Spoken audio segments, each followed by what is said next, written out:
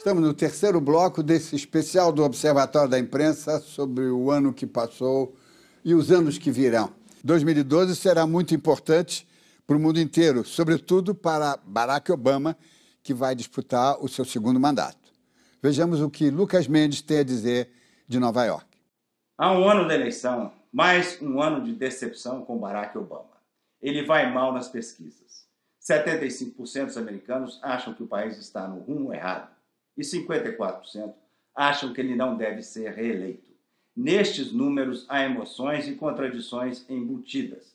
A economia cresce mais devagar do que se esperava, mas cresce. E o desemprego também cai, devagar, na direção certa.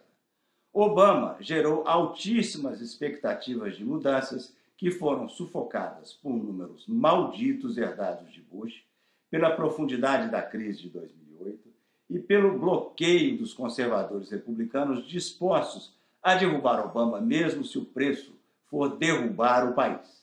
Negros, latinos, ambientalistas, democratas e liberais independentes estão decepcionados com ele. Mas qual seria a outra opção? Uma nova esperança surgiu em Osawatomie, no Texas. No lançamento não oficial de sua campanha, Obama fez uma convocação às armas. Inspirado no republicano Theodore Roosevelt, Obama partiu para um ataque aos poderosos e às corporações em defesa de uma sociedade mais justa e menos desigual. A guerra de classes americana pode ser decidida nas urnas em 2012. Diniz. A importância do Brasil no mundo se reflete imediatamente na importância do Brasil na América Latina. E sobre isso, vamos ouvir o que Ariel Palacio tem a dizer de Buenos Aires. Na Argentina, 2011 foi o ano da consolidação do poder da presidente Cristina Kirchner, que, sem a figura de seu marido, o ex-presidente Néstor Kirchner, morto em outubro de 2010, conseguiu a reeleição presidencial, além de obter maioria no parlamento. O sucesso de Cristina levou vários setores do kirchnerismo a propor uma reforma constitucional, com o objetivo de possibilitar uma eventual segunda reeleição de Cristina em 2015. Os analistas afirmam que, desta forma, Cristina, em 2012, se sentirá respaldada para continuar e intensificar sua ofensiva contra os meios de comunicação não alinhados com o governo. 2011 foi um ano complicado para o presidente da Venezuela, Hugo Chávez, que foi internado em Cuba, a princípio por um abscesso na pelvis. Posteriormente, o governo admitiu que estava com câncer.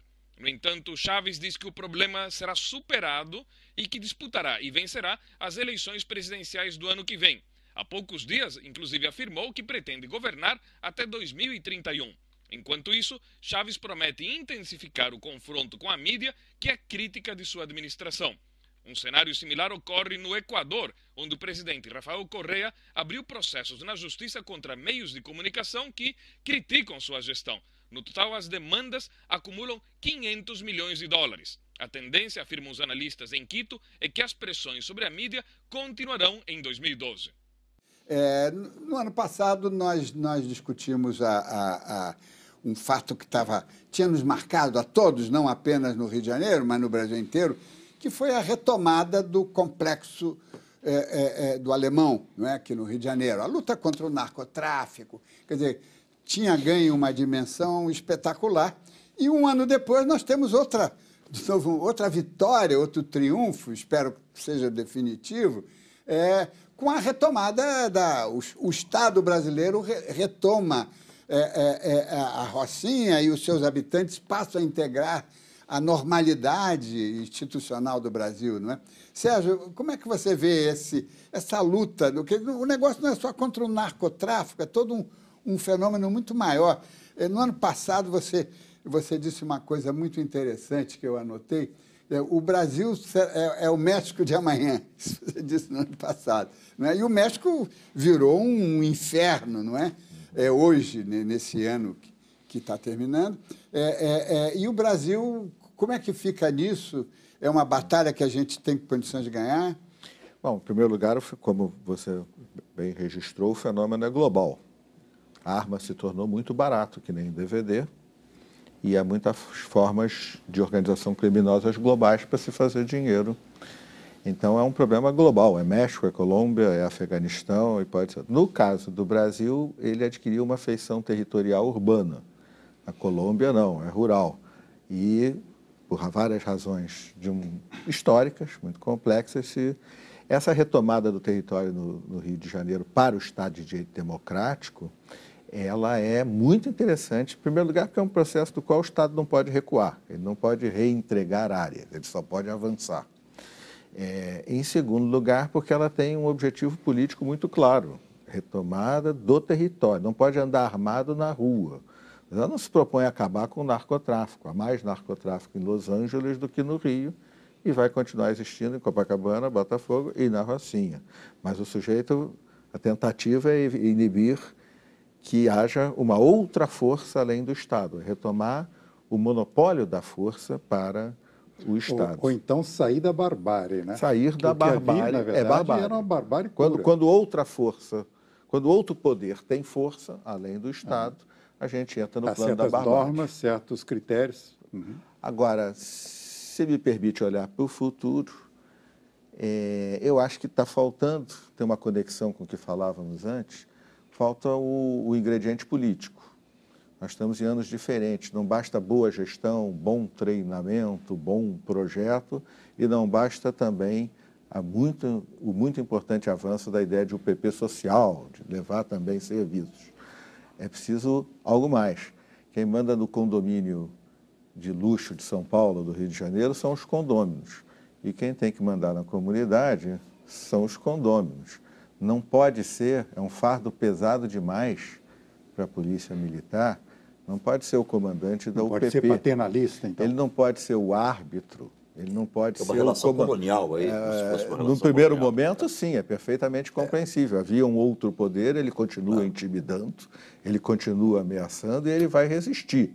Então, num primeiro momento, mas olhando para frente, é preciso que, além da reconstrução social e ambiental, que é a minha área,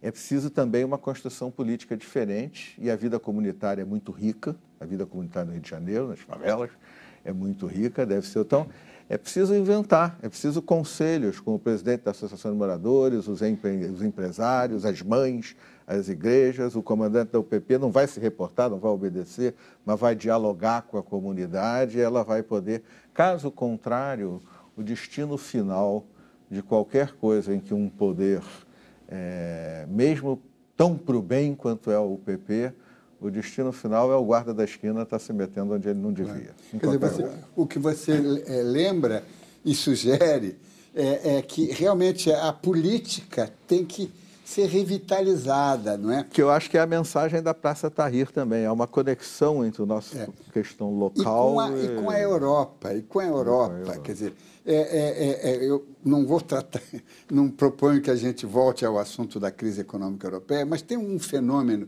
que é o seguinte: a Europa foi um sonho humanista e, sobretudo, francês, mais francês do que alemão, porque a Alemanha era toda partida, não é? Agora, esse sonho humanista político, ele sumiu, quer dizer, virou um acordo de fronteiras, um acordo de troca de mercadorias, de abertura puramente econômico, e não sobrou nada político. Existe o Parlamento Europeu, que é um leviatã burocrático que não faz nada.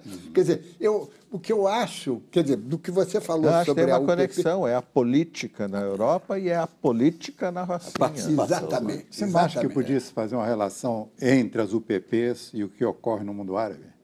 Pensava nisso, mas não tive a sua coragem. Porque quando ocorreu essa chamada primavera, todo mundo achava que a coisa ia mudar da água para o vinho.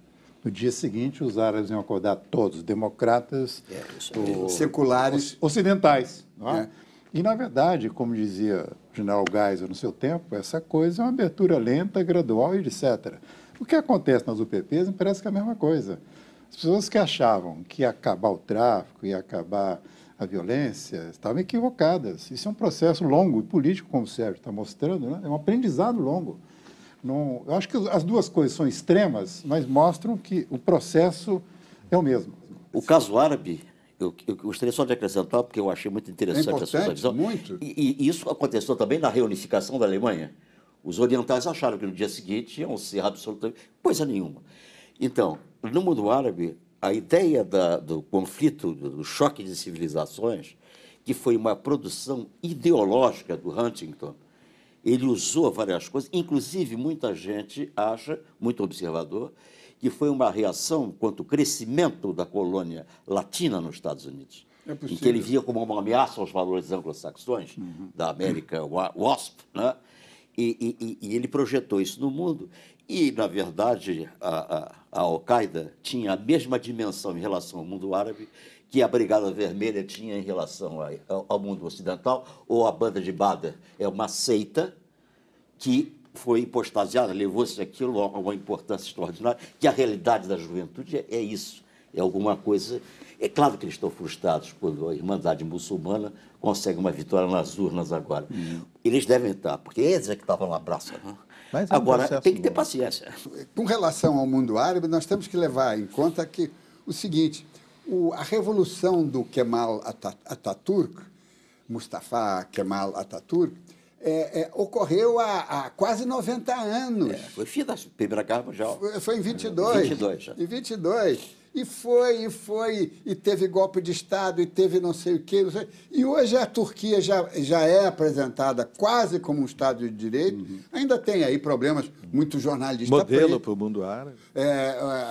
Negam um genocídio, que é um problema da civilização. Não, e o negócio dos curdos, né? Que eles... Também Aquilo é uma tragédia nacional que eles não querem reconhecer. Mas, de qualquer forma, levou quase 90 anos para isso dar certo. Então, é preciso, a imprensa, ela cria uma velocidade... Ela é apressada. Ela é apressada, porque ela quer manchete de amanhã já. A imprensa e os pensadores. Eu não posso deixar aqui de citar o caso do nosso querido Michel Foucault, que elogiou o Ayatollah Khomeini quando ele estava na França e foi assumir o poder. Quer dizer, aquela coisa francesa de pensar o terceiro ou quarto mundo de uma maneira utópica. Então, pensa-se um pouco equivocadamente, quando a coisa é mais lenta, não é? Eu estava me ocorrendo, a gente conversava antes, essa tensão maravilhosa que o Afonso, o estão nos passando, essa contradição entre a velocidade e, ao mesmo tempo, uma história que abriu e exige profundidade, talvez seja uma bela imagem a coisa dos neutrinos, né? Estamos todos sob o impacto da possível existência de uma partícula, neutrinos, que se move a uma velocidade superior à da luz. A experiência já foi feita mais de 20 mil vezes. Ainda pode ter um erro laboratorial e todos nós nos recusamos, mas o impacto é tão grande quanto o da física quântica e da teoria da relatividade no início do século XX. O universo, a própria realidade, será muito diferente daquilo que imaginamos. Estamos entrando nesta década, mas tem uma diferença. Daquela vez, no século passado, a teoria informou. O universo é muito diferente. Vamos fazer os testes para checar se a teoria está certa. E depois... Agora, muito parecido com essa coisa de estamos na rua, mas não sabemos direito para quê, precisamos de mais profundidade, etc. Tal, a experiência nos informa. É tudo muito diferente, mas a teoria ainda não tem nada a dizer. Então, é muito... Mas, por outro lado, eu acho que isso ensina a gente uma coisa, que existem várias histórias simultâneas. O grande erro, o grande equívoco do século XIX foi achar que havia uma história, que ia desembocar em algum lugar. Então, você, quando tem o cientista pensando nos neutrinos, e tem os árabes estão saindo do século VII para o século XXI, de repente, estão dando um salto incrível, não é isso? Então, há várias histórias, história quente, história fria, história de periferia, do centro, e a gente tem que conviver com essa multiplicidade de histórias. Uma palavrinha sua final, porque os outros já deram. Eu acho que vou pegar isso que o Afonso disse.